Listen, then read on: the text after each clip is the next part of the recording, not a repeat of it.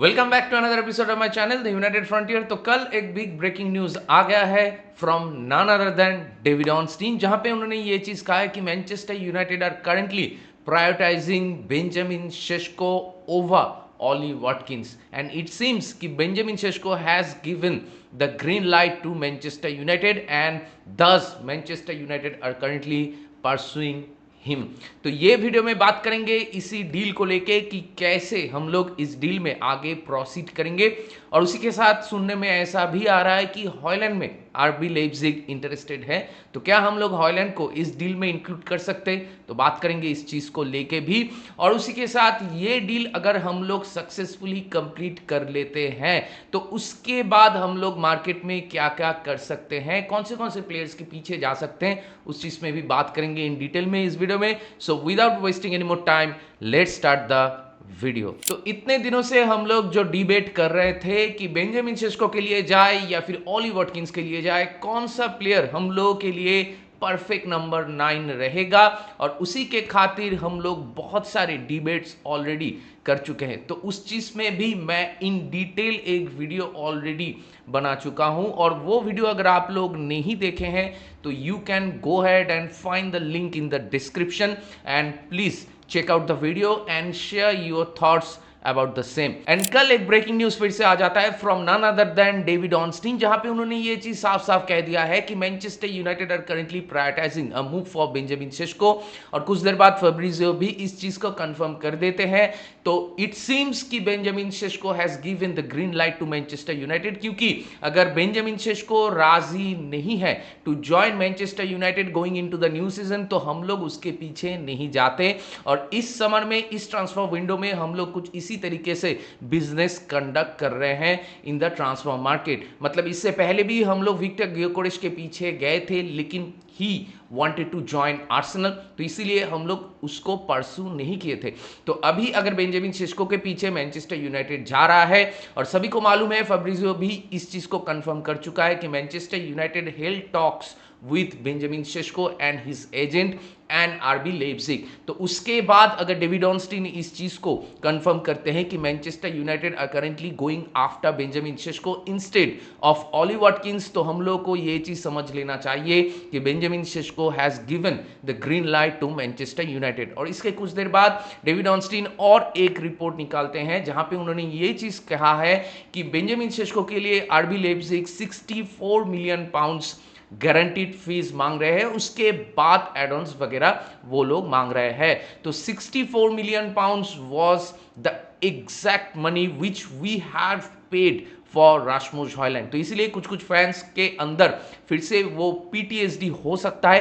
रास्मुस Højlund पहले season में तो ठीक ठाक किए थे, ही वाज डिसेंट, लेकिन going into the next season Rasmus Hojlund उतना अच्छा नहीं थे, और कॉन्फिडेंस भी बंदे का बहुत ही डाउन था, और Manchester United as a whole we were very bad in the last season. तो ये चीज को लेके लोग थोड़ा बहुत मेरे ख्याल से पैरेलल्स ड्रॉ कर रहे हैं विद बेंजामिन शेस्को। लेकिन let me tell you one thing, पहली बात तो ये कि बेंजामिन शेस्को अभी जो फॉर्म में है, और बेंजामिन शेस्को का पोटेंशियल अभी जो है वो मेरे ख्याल से अगर रास्मुस हॉयलैंड के साथ एज अ प्लेयर मैं कंपेयर करूं तो Benjamin Sesko will be far ahead than Rasmus Hojlund. तो ये एक पॉजिटिव बात है। दूसरा कि अगर हम लोग ऑली वॉटकिंस के पीछे जाते हैं तो ऑली वॉटकिंस से हम लोग सिर्फ 2 या 2.5 साल ही निकाल पाते हैं, लेकिन बेंजामिन शेस्को के साथ हम लोग एक लॉन्ग टर्म प्रोजेक्ट में जा सकते हैं, और अगर बंदा अच्छा कर गया and in case in the future अगर उसको हम लोग बेचते हैं तो अच्छा खासा पैसा भी मिल सकता है। तीसरी बात कि इनियोस के अंडर हम लोग बहुत बार देख चुके हैं going into the transfer market कि हम लोग ज्यादा एजेड प्लेयर के पीछे नहीं जाते हैं। मतलब अंडर इनियोस हम लोग 26 इयर्स प्लस कोई भी प्लेयर्स को अभी तक नहीं खरीदे हैं, एंड बेंजामिन शेस्को इज करेंटली 22। तो ये भी एक बात है कि इनियोस यंग प्लेयर के पीछे पोटेंशियल है जिसके पास, उसके पीछे इन्वेस्ट करना चाहते हैं, एंड लॉन्ग टर्म वो लोग सोच रहे हैं इस क्लब को आगे ले जाने के लिए। और जो मेजर पॉइंट है ये ट्रांसफर विंडो में regarding Benjamin Sesko and Ollie Watkins debate, वो ये कि फैब्रिजियो ऑलरेडी ये चीज कह दिया है कि Manchester United held talks with Aston Villa, जहां पे वो लोग अप्रोच किए थे एस्टन विला को for a move for Ollie Watkins, लेकिन एस्टन विला साफ साफ मना कर दिया है मैनचेस्टर यूनाइटेड को कि वो लोग ऑली वाटकिंस को नहीं बेचना चाहते। तो मेरे ख्याल से वो लोग तो ऑली वाटकिंस को जरूर बेचना चाहते हैं। अगर ठीक ठाक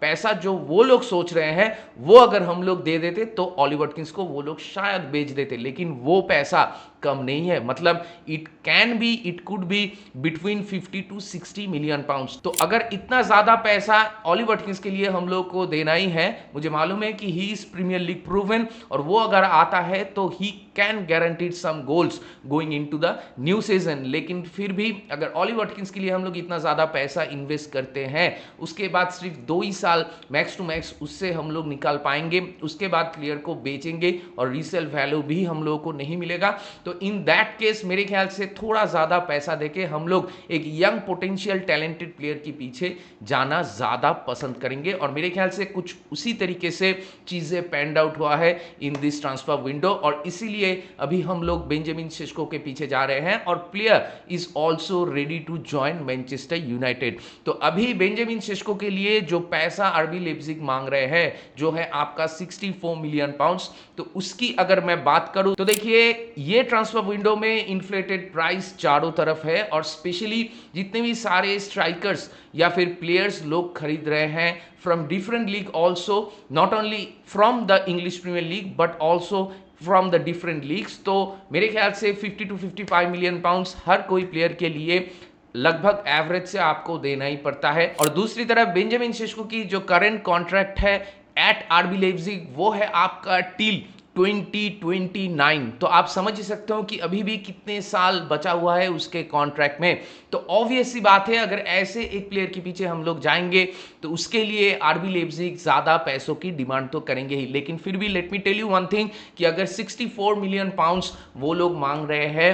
एज ए गारंटीड फीस, तो मेरे ख्याल से it is a fair price for a player like Benjamin Sesko, क्योंकि रास्मुस हॉयलैंड जिनकी पोटेंशियल शायद बेंजामिन शेस्को के लेवल में नहीं था, उसके लिए भी हम लोग इतना ज्यादा पैसा ऑलरेडी दे चुके हैं। मेरा पॉइंट ये नहीं है कि पास में अगर हम लोग ज्यादा पैसा दे चुके हैं रास्मुस हॉयलैंड के लिए तो अभी फिर से जाके ज्यादा पैसा देना चाहिए फॉर बेंजामिन शेस्को, लेकिन आप लोगों को एक चीज समझना होगा कि प्लेयर की जो प्राइस टैग है वो डिपेंड करता है सप्लाई एंड डिमांड के ऊपर, और उसके साथ प्लेयर का जो बचा हुआ कॉन्ट्रैक्ट है एट हिज करेंट क्लब उसका लेंथ क्या है, और उसी के साथ मार्केट में जितने भी सारे इन्फ्लेशन रेट्स चल रहा है तो बहुत सारे एक्सटर्नल फैक्टर्स भी काउंट इन होता है whenever we determine a price tag of a particular player. तो इन माय ओपिनियन अगर बेंजामिन शेस्को के लिए आरबी लेipzig 64 मिलियन पाउंड्स की डिमांड कर रहे हैं तो मेरे ख्याल से it is fair enough price tag for a player like Benjamin Sesko. तो अभी चलिए ये समझते हैं कि अगर 64 मिलियन पाउंड्स ही हम लोग को देना पड़ता है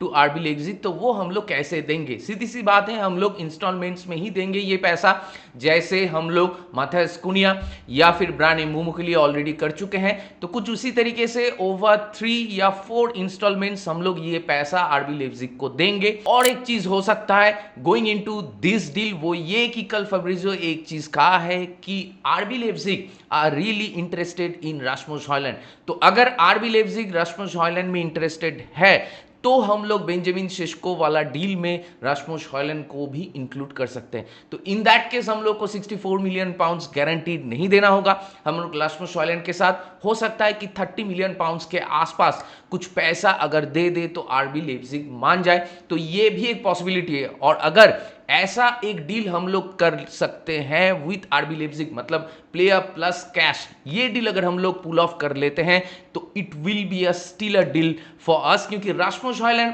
भले ही प्री सीजन में बंदा अच्छा कर रहा हो लेकिन कोई गारंटी नहीं है कि going into the next season वो आगे से गोल्स गारंटी कर सके, क्योंकि clearly he needs some time to get going in the Premier League. तो मेरे ख्याल से उसके लिए भी, उसके करियर के लिए भी ये चीज बेहतर होगा। सभी को मालूम है कि बुंदेसलीगा का जो लेवल है वो इंग्लिश प्रीमियर लीग से थोड़ा सा नीचे है। तो बुंदेसलीगा की कोई भी प्लेयर को अगर आप फॉलो करते हो तो आप देखोगे कि प्लेयर को जब बॉल मिलता है तो उसके बाद प्लेयर को टाइम एंड स्पेस ज्यादा मिलता है in compared with English Premier League games. तो मेरे ख्याल से रास्मुस हॉयलैंड अगर आरबी लेipzig में जाते हैं तो उसके करियर के लिए भी चीजें अच्छा हो सकता है। और अगर ये डील में रास्मुस हॉयलैंड को हम लोग इंक्लूड कर लेते हैं तो वो हम लोगों के लिए सबसे बढ़िया होगा, क्योंकि जो पैसा है वो हम लोग को पहली बात कम देना होगा, और दूसरी तरफ अगर रास्मुस हॉयलैंड को हम लोग अलग से बेचने की कोशिश करें तो हम लोग थोड़ा बहुत स्ट्रगल कर सकते हैं। तो इसीलिए अगर आरबी लेipzig इंटरेस्टेड है सच में इन रास्मुस हॉयलैंड, तो we should include him in this deal while bringing in Benjamin Sesko. तो मेरा पॉइंट यही है कि ऑली वाटकिंस को लेके अभी बातें करने का कोई मतलब नहीं है। एस्टन विला सस्ते में ऑली वाटकिंस को नहीं बेचेंगे, तो ऑली वाटकिंस का चैप्टर अभी क्लोज हो चुका है and we need to focus on Benjamin Sesko deal. और रही बात as a Manchester United fan, मैं आप लोग को ये चीज कहना चाहता हूं कि अगर बेंजामिन शेस्को आ जाता है तो आप लोग अपना जो एक्सपेक्टेशंस है उसको थोड़ा कम रखिए, क्योंकि बेंजामिन शेस्को एक नए लीग में आ रहे हैं तो he will need some time to settle in this league. और दूसरी तरफ मैनचेस्टर यूनाइटेड की जो एंटायर टीम है उसका जो केमिस्ट्री या फिर जो सिस्टम है वो भी सेटल इन नहीं हुआ है इन इंग्लिश में लीग। तो बाहर से कोई अगर यंग प्लेयर आता है एज ए स्ट्राइकर तो उसको सेटल इन होने में और थोड़ा ज्यादा वक्त लग सकता है, क्योंकि अगर बेंजामिन शेस्को जैसे पहले आर्सेनल के साथ उसका लिंक्स वगैरह आ रहे थे, तो अगर बेंजामिन शेस्को आर्सेनल में जाते तो Arsenal comparatively in much better position than Manchester United, क्योंकि वो टीम सेटल्ड इन है, वो टीम का जो सिस्टम है वो भी ऑलरेडी काम कर चुका है इन इंग्लिश प्रीमियर लीग। तो अभी हम लोगों को थोड़ा सा पेशेंस रखना होगा। बेंजामिन शेस्को आते ही एकदम से धड़ाधड़ गोल्स मारने लगेगा ऐसा एक्सपेक्टेशंस पकड़ के मत चलो। और उसी के साथ अगर प्लेयर थोड़ा सा वक्त लेता ही है, लेट्स सी कि अगले 1 या 2 साल वो ज्यादा टाइम लेता है तो इट इज क्वाइट नॉर्मल, क्योंकि ही इज ओनली 22, उसका पीक आना अभी भी बाकी है। और ये सारे प्लेयर्स को हम लोग अगर एवरेज की बात करें तो मेरे ख्याल से 25 से 27 के बीच प्लेयर्स अपने पीक पे रीच करते हैं, तो he can be a very good player अगर उसको हम लोग वो सपोर्ट दे। और इसी के साथ लास्ट 2-3 सीजन में हम लोग ऑलरेडी देख चुके हैं कि हम लोग के पास एक यंग अटैकिंग लाइनअप था, और इसी के लिए in front of the goal हम लोग स्ट्रगल करते हैं in terms of converting the chances. तो उस पॉइंट में अगर मैं बात करूं तो इसीलिए हम लोग ऑली वाटकिंस को चाह रहे थे as attacking option in our team की। वो बंदे के पास प्रीमियर लीग की एक्सपीरियंस है तो वो बंदा नंबर्स गारंटी कर सकता है, इसीलिए हम लोग ऑली वाटकिंस को ज्यादा प्रेफर कर रहे थे, क्योंकि वो प्रीमियर लीग प्रूवन है, उसके पास एक्सपीरियंस है, और हम लोग अटैकिंग फ्रंट पे वो एक्सपीरियंस ही लैक करते थे पिछले 2-3 सीजन की अगर मैं बात करूं। लेकिन अभी अगर बेंजामिन शेस्को आता है तब भी सिचुएशन उतना खराब नहीं होना चाहिए, वो इसलिए क्योंकि हम लोग माथास कुनिया एंड ब्रायन एम्बूमो ये दोनों experience and premier league proven players खरीद चुके हैं। तो अभी हम लोग के अटैकिंग लाइनअप पे आपका अलेहांद्रो गार्नाचो, रास्मुस हॉयलैंड, ज़र्क्ज़ी एंड आमाद नहीं होगा। अभी अटैकिंग लाइनअप में होगा आपका Benjamin Sesko, Matheus Cunha and आपका ब्रायन एम्बूमो। इसीलिए अगर हम लोग एक यंग पोटेंशियल प्लेयर को एज ए प्रोजेक्ट प्लेयर की तरह लाते हैं in Manchester United as a new striker, तो मेरे ख्याल से सिचुएशन उतना भी खराब नहीं होना चाहिए जो पिछले 2-3 सीजन में हम लोग के साथ हुआ था। तो अभी यही देखने वाली बात होगी कि मैनचेस्टर यूनाइटेड कब तक इस डील को क्लोज्ड ऑफ कर सकते हैं, क्योंकि न्यूकैसल भी रेस में है। हालांकि प्लेयर मैनचेस्टर यूनाइटेड को प्रेफर कर रहा है, लेकिन फिर भी न्यूकैसल रेस में है, तो हम लोग ज्यादा टाइम नहीं ले सकते। तो इसीलिए ये डील हम लोग को जल्द से जल्द खत्म करना होगा। और उसके बाद हम लोग क्या कर सकते हैं ट्रांसफर मार्केट में, मेरे ख्याल से उसके बाद हम लोग प्लेयर को सेल करने की कोशिश करेंगे, जैसे अलेहांद्रो गार्नाचो हो गया जिसके साथ चेल्सी के लिंक्स आ रहे हैं। कुछ दिनों तक एस्टन विला के भी लिंक्स वगैरह आ रहे थे, लेकिन अलेहांद्रो गार्नाचो चैंपियंस लीग खेलना चाहता है, इसलिए वो शायद चेल्सी का मूव प्रेफर करे। तो मुझे नहीं मालूम कि कब तक ये डील्स हो सकता है, क्योंकि कुछ टियर 3 एंड टियर 4 सोर्सेस ऐसे रिपोर्ट्स कर रहे हैं कि अलेहांद्रो गार्नाचो के लिए मैनचेस्टर यूनाइटेड 40 मिलियन पाउंड्स तक पैसा मांग सकते हैं। तो मेरे ख्याल से it will be very very bad business अगर हम लोग 40 मिलियन पाउंड्स के लिए मान गए फॉर अलेहांद्रो गार्नाचो, क्योंकि मादुएके जैसे प्लेयर अगर 55 मिलियन पाउंड्स के आसपास मतलब इंक्लूडिंग एड ऑन्स बिक रहा है, तो मेरे ख्याल से अलेहांद्रो गार्नाचो के लिए हम लोग ज्यादा पैसा डिमांड कर सकते हैं। क्योंकि भले ही अलेहांद्रो गार्नाचो का लास्ट सीजन उतना बढ़िया ना हो, लेकिन फिर भी अगर लास्ट 2 सीजन की आप उसकी स्टैटिस्टिक्स देख लो, जीए वगैरह, तो आपको अच्छा खासा नंबर्स देखने को मिलेगा। तो इसीलिए मेरे ख्याल से 50 मिलियन पाउंड्स मिनिमम हम लोग को डिमांड करना चाहिए फॉर अलेहांद्रो गार्नाचो। दूसरी तरफ एंटनी के लिए क्या रियल बेटिस आएगा या फिर सऊदी में उसको बेचेंगे, वो भी देखने वाली बात होगी। क्योंकि जेडन सैंचो से तो मेरा कोई उम्मीद नहीं है, उसको शायद हम लोग लोन में ही भेजेंगे। तो ये सारे डील्स कब तक होगा उसके ऊपर डिपेंड करेगा कि हम लोग एक बैकअप गोलकीपर, एक सेंटर बैक या फिर एक मिडफील्डर के पीछे जा सकते हैं या नहीं। लेकिन हम लोग और स्ट्रगल करते हैं in terms of selling the players in transfer market. तो मुझे लगता है कि हम लोग डॉगलस लुइस जैसे प्लेयर्स के पीछे जा सकते फॉर अ लोन डील। तो ये भी एक पॉसिबिलिटी है जो हम लोग रूल आउट नहीं कर सकते। तो only time will tell what will happen. तो अभी यही देखने वाली बात होगी कि बेंजामिन सेस्को के लिए हम लोग कब तक बिड वगैरह सबमिट करते हैं और उसके बाद कितना टाइम लगता है इस डील को क्लोज करने में। उसके बाद क्या हम लोग सच में प्लेयर सेल कर पाएंगे,